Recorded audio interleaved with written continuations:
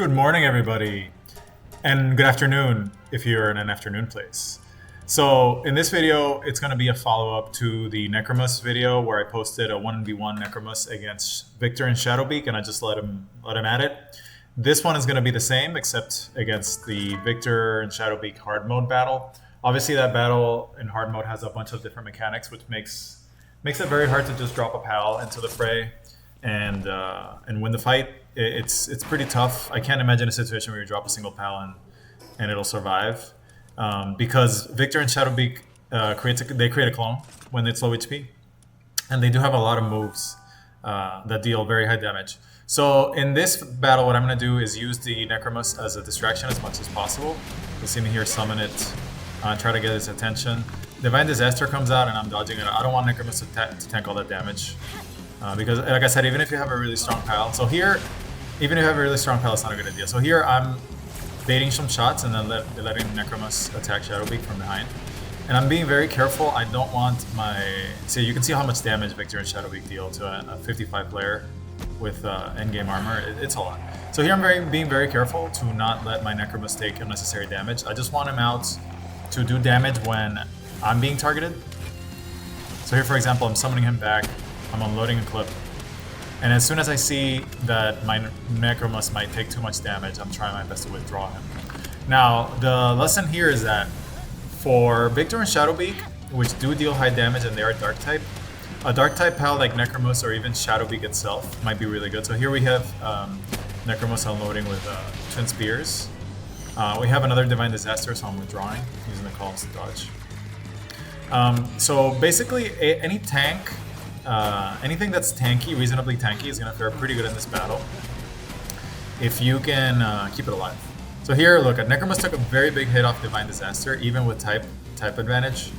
Like I said, it's just a tough fight for any pal to survive alone. So having the player damage here is very useful. But so far, so good. We're doing pretty good. Necromus is surviving okay. It can't tank all the hits, but it can tank some hits. And see, he turned around there to target my Necromus, but it didn't work.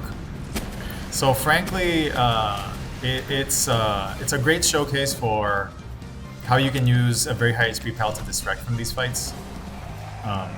Now, compared to the default fight, I didn't really get a chance to knock up or knock back Victor and Shadowbeak just because of the amount of moves that they have and the amount of damage they deal. Like, you can't really go toe-to-toe with them with a single pal. Maybe, I want to say, obviously Palladius would not work. Too much dark damage going around. The Divine Disaster would hit it too hard. So here I tried to dodge a Beam Slicer, obviously. That would have probably one-shotted Necromus in the hard fight. So yeah, pretty self-explanatory. We're actually doing really good here. Necromus has not died. See, I'm being very careful not to let it tank the heavy hits. And I only keep it out for the light hits. With Divine Disaster here, even the initial orbs deal a ton of damage to Necromus, so I'm withdrawing. And the boss is now low HP, so I'm being very careful here to watch out for the clone that's going to spawn. So here we have the clone over on the left, so now I have to keep track of two targets, which is right and left. And as you can see here, I'm not ready to summon my Necromus yet because it's low HP. But we are getting some damage into the actual boss, which is good, and I'm ignoring the clone completely. So we've got a Beam Slicer there. That was a tough one. I shouldn't have gotten hit by that. I got set on fire, which is bad. We've got one Divine Disaster, two Divine Disasters in a row here. Pretty nasty. But again, as you can see, I'm focusing my attention on the main boss. I'm ignoring the clone. I don't want to waste time trying to kill the clone. So I summoned Necromus here. Bad time. He got hit by a splash. So there, he took the Beam Slicer to the face, which was meant at me, but it tore right through him. So that was unfortunate. Unfortunately, I lost him early in the fight. But good enough. I mean, good enough. Boss is almost dead. And I think I almost died here myself. This is a tough fight once you're by yourself. But yeah, just a showcase of how you can bait these bosses. As long as your pal survives long enough for you to finish the job, it's okay.